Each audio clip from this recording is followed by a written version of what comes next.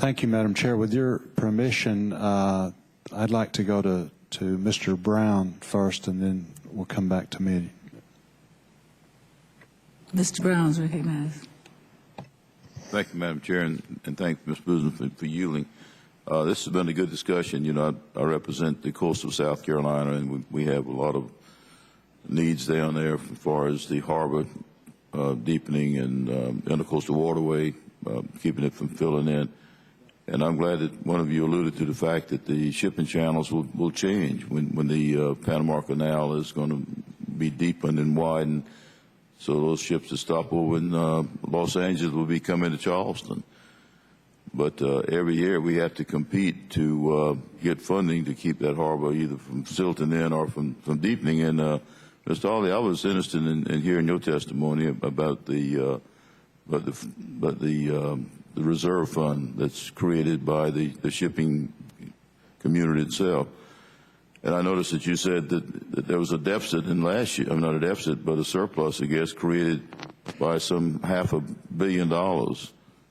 And I guess just last year, and it would be interesting to know how much is accumulated in that fund through the years. And Mr. Brown, do you have an answer to that?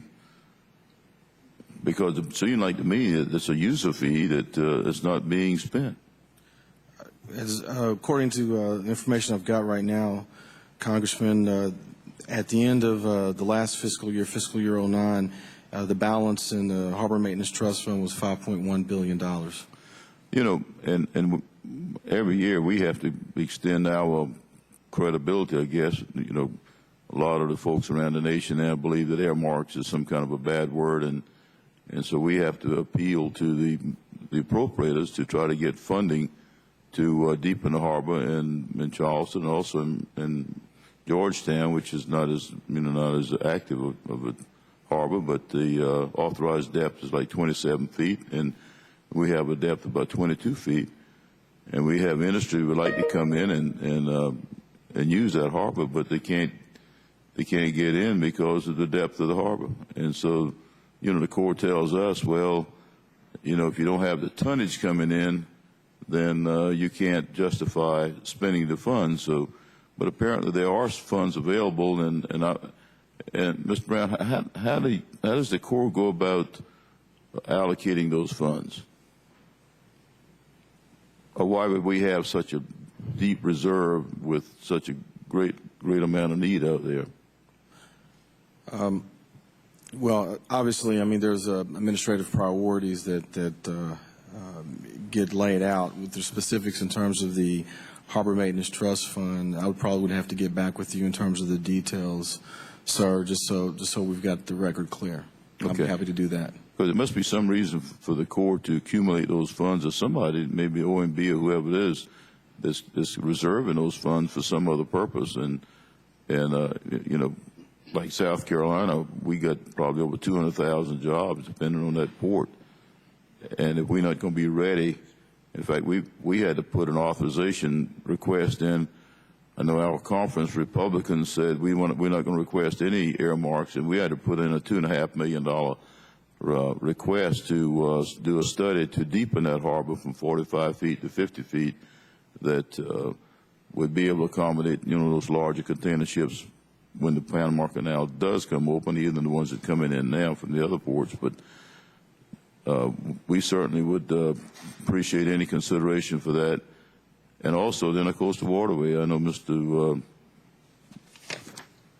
Little, I guess, alluded to that, and that's a big issue for us. We had, and I know that some of the stimulus funds were used to deepen the intercoastal waterway, so we'll go on record to say we appreciate those funds, because we had some parts of that intercoastal waterway but probably 4 feet deep.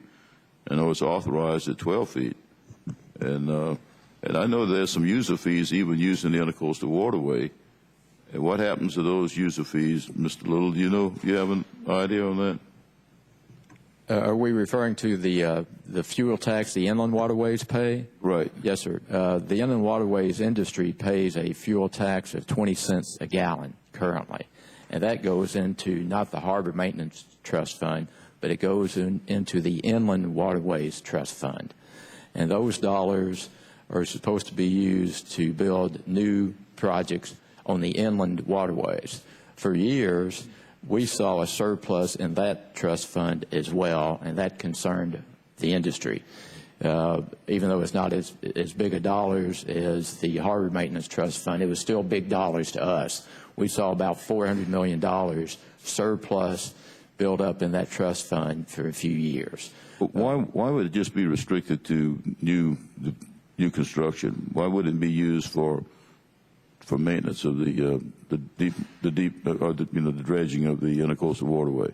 Well, the Inland Waterways Trust Fund was set up by Congress to address the inland waterways only, and the fuel tax collected from the users of the inland waterways went into the trust fund, still continue to go into the trust fund for those inland waterways that we consume fuel on.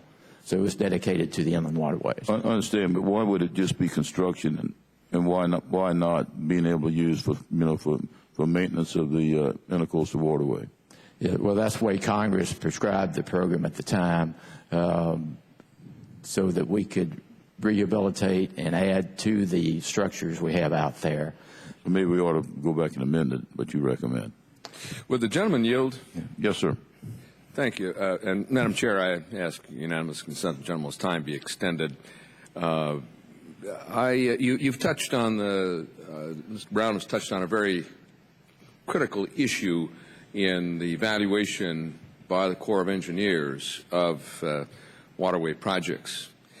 And in saying the Corps has made a determination that your port doesn't have the cargo to justify deepening of the harbor, dredging, maintenance dredging, or improvement to new depths. Yes, sir. Well, not the new depth, but just the current. Oh, I think or even one current. port does, Mr. Yes, Chairman. but it's both. It's both that the Corps has a problem. This is a fundamental issue that we've had to deal with for many years, and not only in recent times, but going back to 1848, when President James K. Polk proposed a fee for the development of canals, that a fee would be imposed on goods, and the fee collected and the canals dredged and dug. And a first-term member of Congress rose in the House to object to that fee, saying that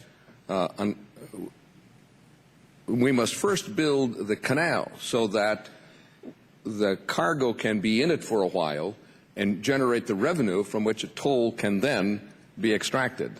That member of Congress was Abraham Lincoln. And his speech, rarely does a speech change votes, but his speech changed the whole course of canal development and construction. And the Congress refused to proceed on President Polk's toll proposal and affirmed the principle of the free waterways going back to the Northwest Ordinance of 1787. That continues to be a vexatious issue for us. On the one hand, the Corps is directed by Office of Management and Budget, and this goes back over several administrations, Democrat, Republican, makes no difference. The same people over at OMB put on their green eye shade, and they treat things just as if presidents didn't exist and Congresses are an afterthought. And they insist on showing that the cargo is there. Well, you can't get the cargo if you don't develop the port and the capability. And we need, as the gentleman has said, more clarity on this issue, and that is going to be the purpose of our deliberations in the future. I thank the gentleman. Thank you, Mr. Chairman.